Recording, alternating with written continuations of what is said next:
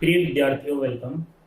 कल हमारा टॉपिक चल रहा था वाक्य विचार, और वाक्य विचार में हमने रचना की दृष्टि से वाक्य के भेद जो है उस पे हम बात कर रहे थे, चर्चा कर रहे थे। कल हमने इसके बारे में पढ़ भी लिया था कि रचना की दृष्टि से वाक्य के जो भेद हैं वो तीन होते हैं। यानी कि रचना की दृष्टि से वाक्य तीन प्रकार के होते हैं: सरल या साधारण वाक्य, मिश्र या मिश्रित वाक्य, और तीसरे नंबर का था संयुक्त वाक्य। पहला जो था सरल या साधारण वाक्य, उसके बारे में हमने पढ़ भी लिया था। उसके बारे में हमने देखा था कि जिस वाक्य में एक उद्देश्य और एक विधेय हो, जिसमें एक उद्देश्य और एक विधेय,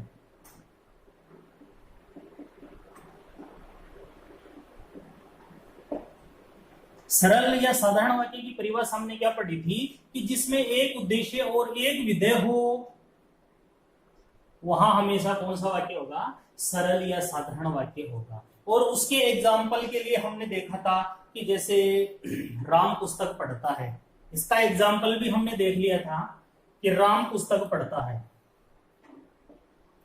राम पुस्तक पढ़ता है। और इसमें हमने ये देखा था कि राम तो क्या है? उद्देश्य है, और पुस्तक पढ़ता है क्या है? ये विधेय है। इस तरीके से कल हमने बात कर ली थी। आज हम पढ़ेंगे मिश्र या मिश्रित वाक्य। मिश्र या मिश्रित का मतलब होता है मिला जुला या मिला हुआ।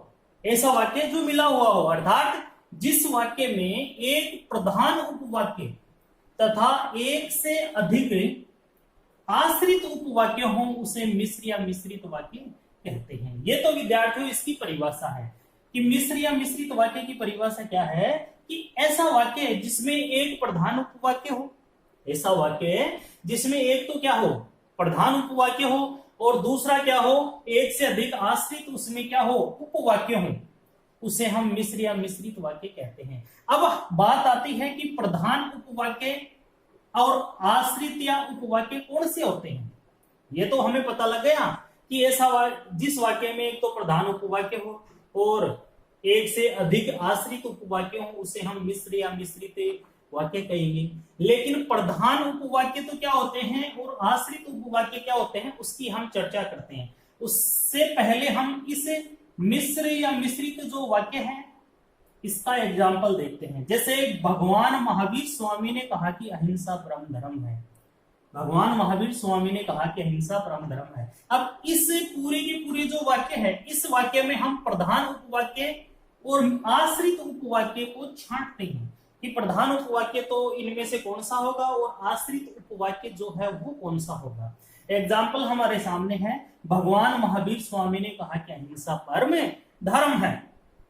तो प्रधान उपवाक्य की परिभाषा हमने क्या देखी कि जो उपवाक्य मुख्य उद्देश्य और मुख्य विधेय से बना हो, उसे प्रधान उपवाक्य कहेंगे। मुख्य उद्देश्य और मुख्य विधेय, इन दो बातों से बना होता है। किन किन से? कि जो उपवाक्य मुख्य उद्देश्य और मुख्य विधेय से बना होता है, उसे हम प्रधान उपवाक्य कहते हैं। जैसे महावीर स्वामी ने कहा, ये क्या है? महावीर स्वामी ने कहा, ये तो क्या है? प्रधान उद्देश्य है। महावीर स्वामी ने कहा, ये तो क्या हो गया? महावीर स्वामी तो क्या हो गया? प्रधान उद्देश्य हो गया। तो इसमें प्रधान उपवाक्य है। और कहा क्या है? मुख्य विधेय। कहा क्या हो गया? मुख्य विधेय हो गया। इसलिए हमारी जो परिभाषा है कि जो उपवाक्य मुख्य उद्देश्य और मुख्य विधेय से बना हो, ये जो उपवाक्य है महावीर स्वामी, भगवान महावीर स्वामी ने कहा कि हिंसा परम धर्म है। तो भगवान महावीर स्वामी ने कहा, यहां से यहां तक इसमें क्या क्या मिल गया? एक प्रधान उपवाक्य मिल गया। कौन कौन सा मिल गया? कि महावीर स्वामी तो क्या हो गया? प्रधान उद्देश्य, और कहा क्या हो गया? विधेय हो गया। अर्थात ये कैसा वाक्य हो गया? प्रधान उपवाक्य कहलाता है। उसी प्रकार दूसरा है आश्रित उपवाक्य। इसमें ये बताया गया ना, आश्रित उपवाक्य हो, यानी कि जिस वाक्य में एक प्रधान उपवाक्य हो गया, यहां से लेकर के कहां तक प्रधान उपवाक्य हो गया, तथा एक या एक से अधिक क्या हो? आश्रित उपवाक्य हो। आश्रित उपवाक्य कौन से होते हैं? जो उपवाक्य प्रधान उपवाक्य के आश्रित रहता है, यानी कि उसके ऊपर निर्भर रहता है, उसे आश्रित उपवाक्य कहते हैं। जैसे अहिंसा परम धर्म है, ये क्या है, अपने आप में आश्रित उपवाक्य है। तो विद्यार्थियों, हमने मिश्र या मिश्रित जो वाक्य है उसकी परिभाषा देखी। इसमें हमने देखा जिस वाक्य में एक प्रधान उपवाक्य तथा एक आश्रित उपवाक्य हो, एक या एक से अधिक आश्रित उपवाक्य हो। प्रधान उपवाक्य क्या हो गया, भगवान महावीर स्वामी ने कहा, ये क्या हो गया, प्रधान उपवाक्य हो गया। क्यों हो गया, क्योंकि इस उपवाक्य में क्या है, मुख्य उद्देश्य और मुख्य विदेश्य, ये वो उपवाक्य जो है वो बना है। मुख्य उद्देश्य और मुख्य विदेश्य अगर कोई वाक्य बनता है तो उसको हम प्रधान उपवाक्य के नाम से जानते हैं। अहिंसा परम धर्म है, ये क्या हो गया, आश्रित उपवाक्य हो गया। यानी कि आश्रित उपवाक्य की परिभाषा भी हमने क्या देखी कि जो उपवाक्य प्रधान उपवाक्य के आश्रित रहता है उसे आश्रित उपवाक्य के नाम से जाना जाता है। अहिंसा परम धर्म है, ये क्या है, आश्रित उपवाक्य। तो विद्यार्थियों, रचना की दृष्टि से वाक्य के भेद 3 होते हैं। पहला हमने पढ़ा साधारण या सरल वाक्य।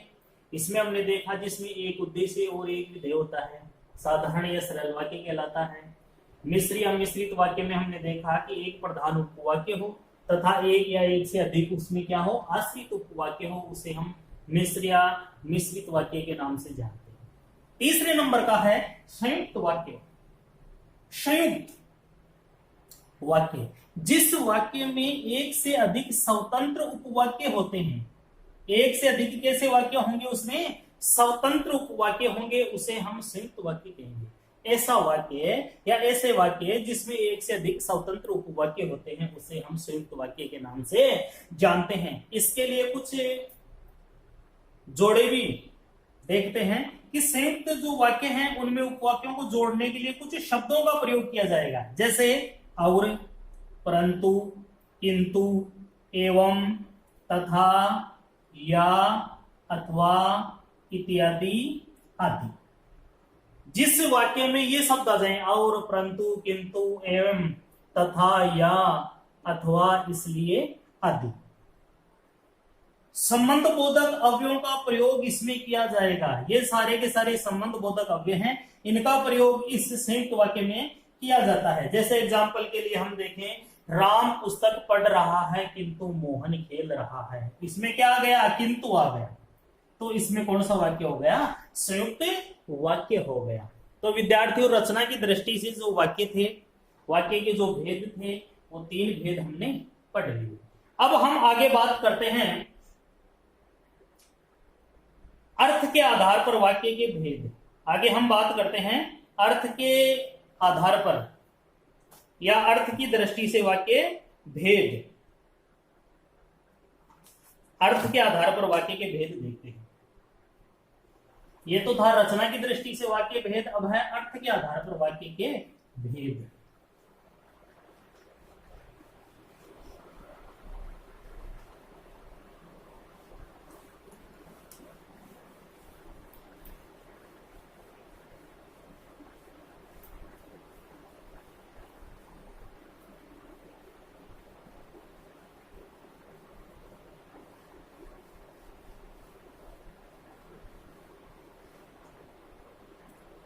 आगे देखते हैं अर्थ के आधार पर वाक्य के भेद।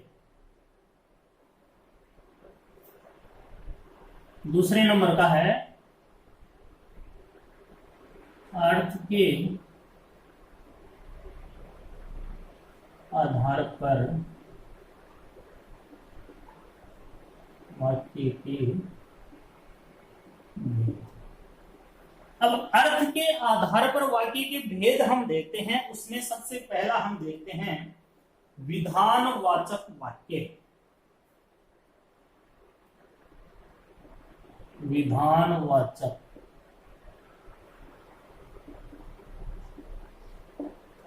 विधानवाचक वाक्य की परिभाषा देखते हैं कि जिस वाक्य से क्रिया के होने या करने का बोध हो, जिस वाक्य से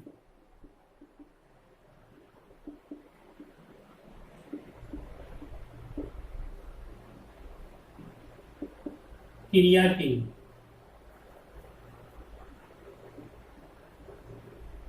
करने या होने का बोध हो, उसे विधानवाचक वाक्य कहा जाता है।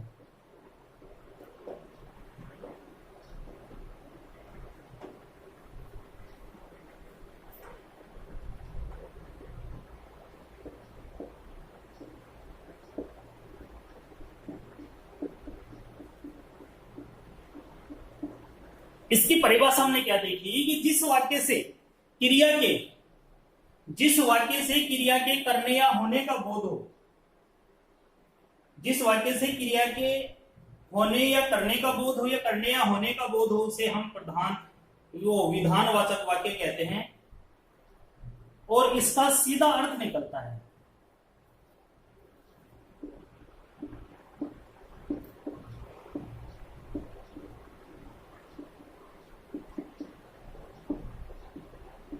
इसका सीधा अर्थ निकलता है। अब इसका सीधा अर्थ कैसे निकलता है, एग्जाम्पल में हम देखते हैं। जैसे मोहन पढ़ता है, मोहन पढ़ता है,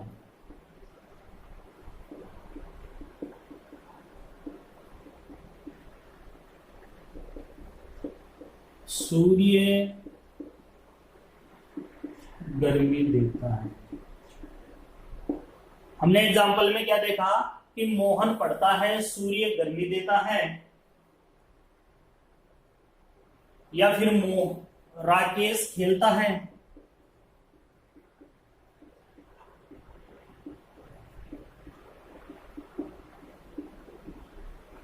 हमने इसकी परिभाषा क्या देखी कि जिस वाक्य से क्रिया के करने या होने का बोध हो, उसे विधानवाचक वाक्य कहा जाता है। इसका सीधा अर्थ निकलता है मोहन पढ़ता है, बिल्कुल सीधा साधा सा अर्थ निकल रहा है। सूर्य गर्मी देता है, बिल्कुल सीधा सा अर्थ है। राकेश खेलता है, यानी कि जिस वाक्य में किसी बात का होना पाया जाता है, ऐसा भी कहते हैं कि जिस वाक्य में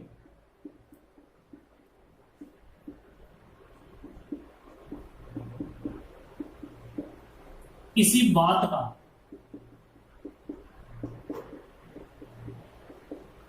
होना पाया जाए,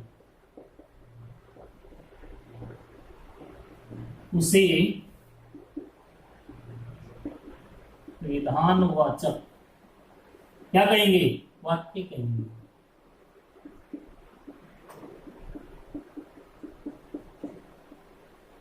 देखो इसकी दूसरी परिभाषा भी ये है।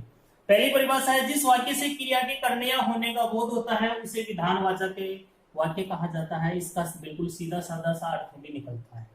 एक परिभाषा तो ये हो गई। दूसरी परिभाषा इस विधानवाचक वाक्य की ऐसा भी लिख सकते हैं, सेकंड नंबर की परिभाषा ये भी हो सकती है कि जिस वाक्य में किसी बात का होना पाया जाए, उसे विधानवाचक वाक्य कहा जाता है। जैसे मोहन पढ़ता है, सूर्य गर्मी देता है, राकेश खेलता है। अब दूसरा है निषेधावाचक।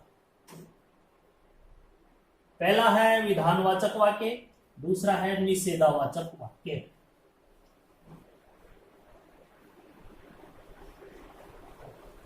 दूसरा वाक्य है निषेधावाचक वाक्य।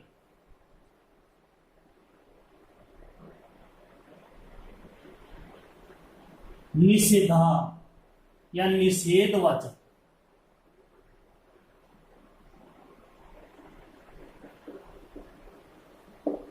निषेधवाचक वाक्य जिस वाक्य से क्रिया के न होने का बोध हो,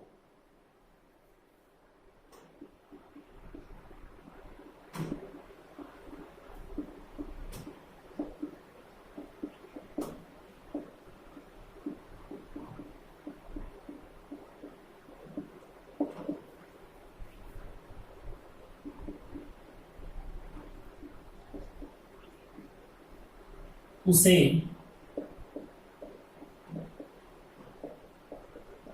निषेधवाचक वाक्य कहा जाता है। बिल्कुल सीधी सी परिभाषा है, निषेधवाचक। जिस वाक्य से क्रिया के न होने का बोध हो, उसे हम निषेधवाचक वाक्य कहेंगे। अब ऐसे कुछ एग्जाम्पल अपन लिखेंगे जिसमें क्या होगा, क्रिया के न होने का बोध होगा। जैसे नंबर 1 की बात करें, महेंद्र विद्यालय में नहीं है। महेंद्र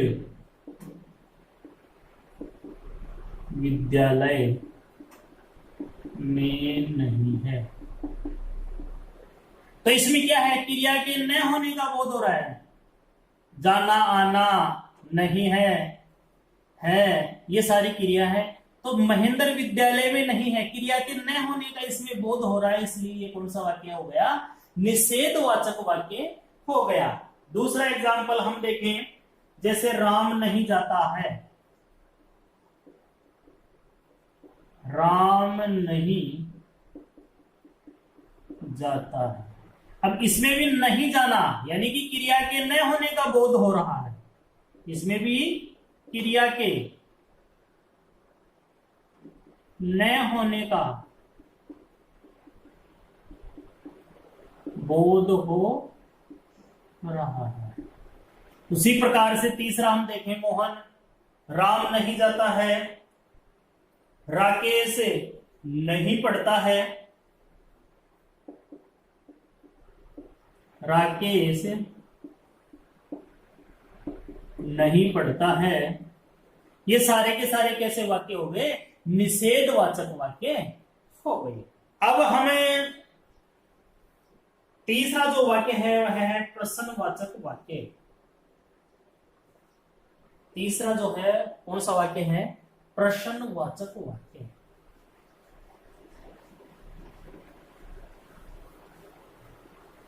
नंबर 3,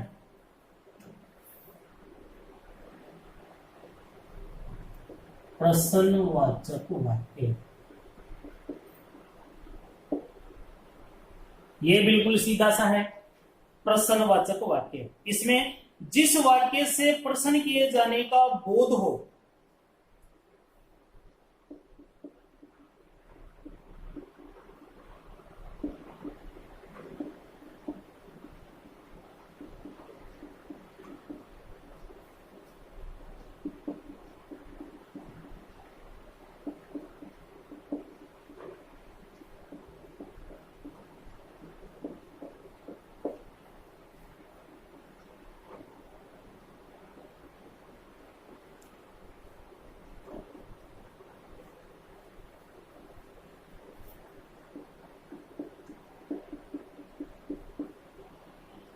बिल्कुल सीधा सा है। प्रश्नवाचक वाक्य का मतलब होता है जिस वाक्य से क्या किए जाए, प्रश्न किए जाने का बोध होता है, ज्ञान होता है या पता लगता है, उसे हम प्रश्नवाचक वाक्य कहेंगे। एग्जाम्पल में हम बात करें, जैसे प्रश्नवाचक वाक्य में हम बात करें, तुम क्या कर रहे हो।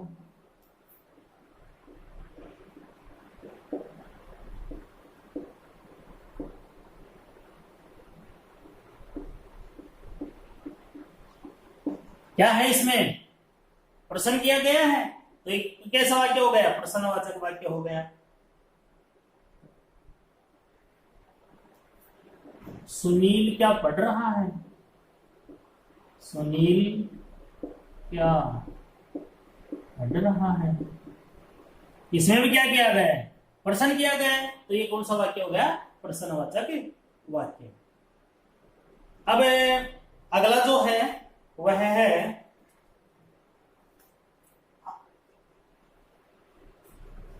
विस्मयादिबोधक वाक्य। चौथे नंबर का है विस्मयादिबोधक वाक्य।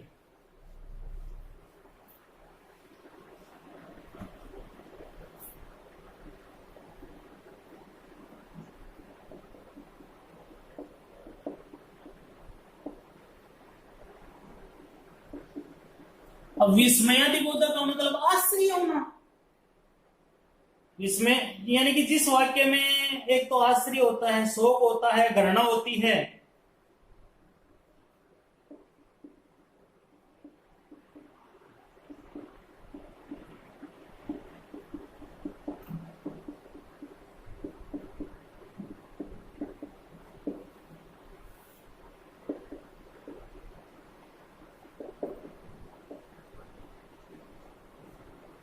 जिस वाक्य में हर्ष, शोक, गणना, आश्चर्य, विस्मय आदि का बोध हो,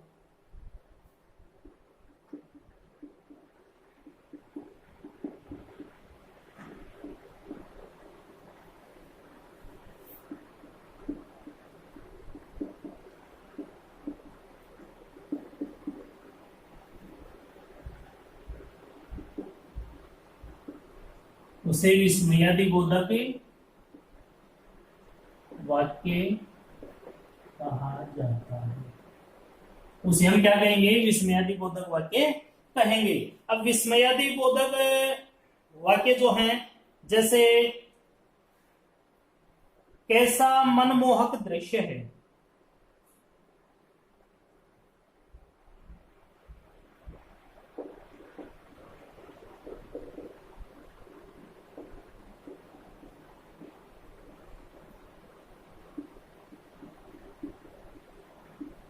तो इसमें क्या हो रहा है? हर्ष हो रहा है, खुशी हो रही है कि कैसा मनमोहक दृश्य है। उसी प्रकार से हाँ तुम आ गए,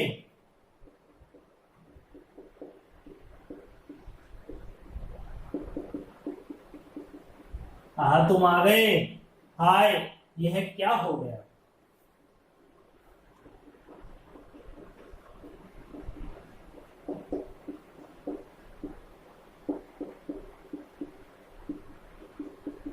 ये सारे के सारे जो वाक्य हैं वो कौन से वाक्य हैं? विस्मयादि बोधक वाक्य। अब पांचवा है आज्ञावाचक वाक्य। आज्ञावाचक वाक्य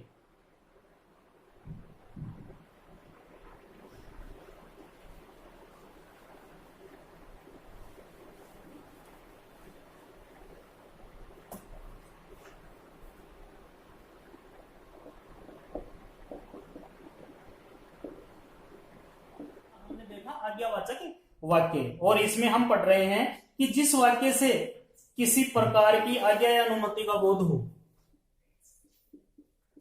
जिस वाक्य से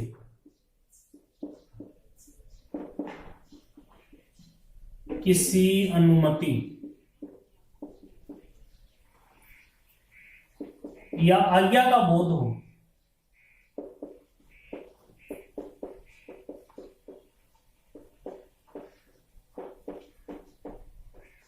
उसे आज्ञावाचक वाक्य कहा जाता है।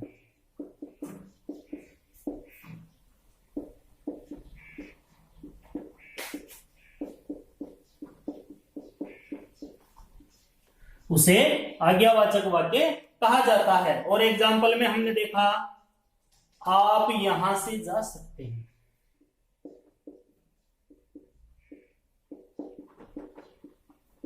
आप यहां से जा सकते हैं, ये क्या हो गया? अनुमति। आप यहां से जा सकते हैं, ये पहला तो क्या हो गया? इसमें अनुमति झलक रही है। दूसरा है कि आप यहां से जाइए,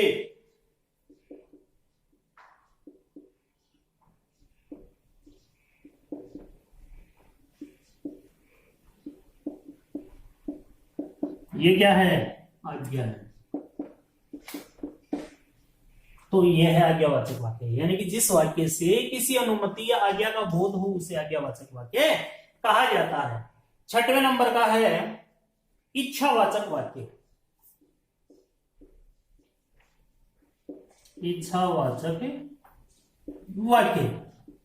अब इच्छावाचक वाक्य में भी अपने को क्या ध्यान रखना है कि जिस वाक्य से वक्ता की इच्छा, आशीर्वाद, शुभकामना आदि भाव प्रकट हों, जिस वाक्य से वक्ता की इच्छा,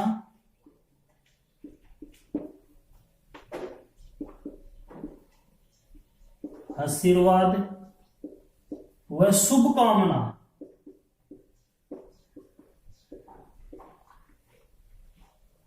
के भाव, शुभकामना के भाव प्रकट हों, उसे इच्छावाचक वाक्य कहते हैं।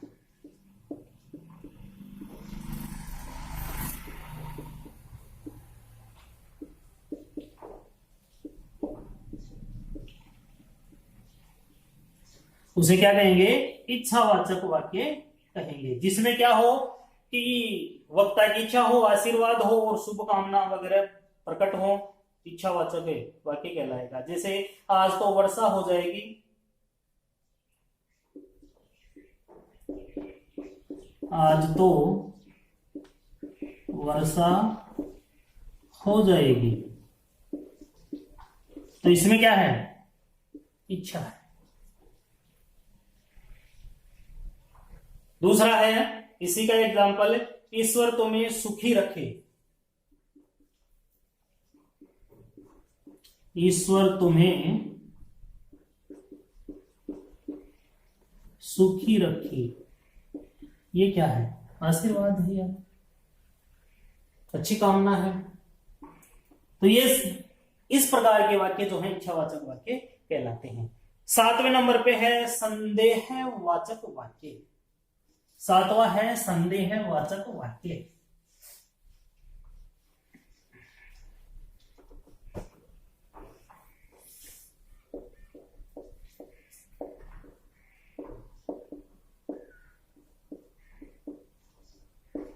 संदेहवाचक वाक्य, संदेहवाचक वाक्य में जिस वाक्य से कार्य के होने में संदेह या संभावना प्रकट हो,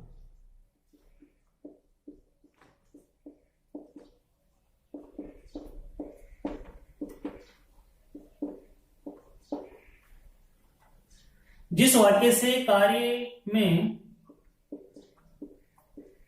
संदेह या संभावना प्रकट हो, उसे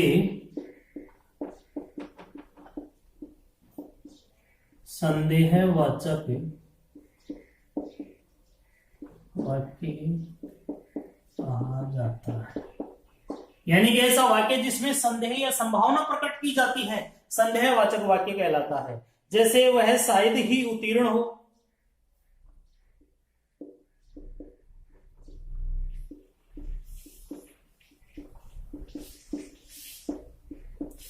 हमने क्या देखा? जैसे वह शायद ही क्या हो? उत्तीर्ण हो, उत्तीर्ण हो। और 8वें नंबर का और अंतिम जो है वह है संकेतवाचक वाक्य। संकेतवाचक वाक्य, संकेतवाचक वाक्य जो है उसके बारे में हम देखते हैं कि जिस वाक्य की बात का होना, जिस वाक्य की बात का होना दूसरी बात पर निर्भर हो, उसे हम संकेतवाचक वाक्य कहेंगे। एग्जाम्पल में देखें, यदि वर्षा होती तो फसल अच्छी होती।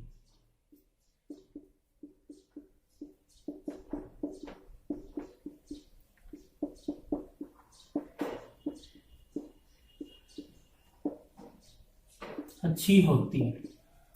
तो विद्यार्थियों, इस तरीके से संकेतवाचक वाक्य के साथ हमारा ये जो वाक्य विचार है ये पूर्ण होता है। अगली क्लास में एक नए व्याकरण के टॉपिक के साथ फिर से उपस्थित होंगे। तब तक के लिए धन्यवाद।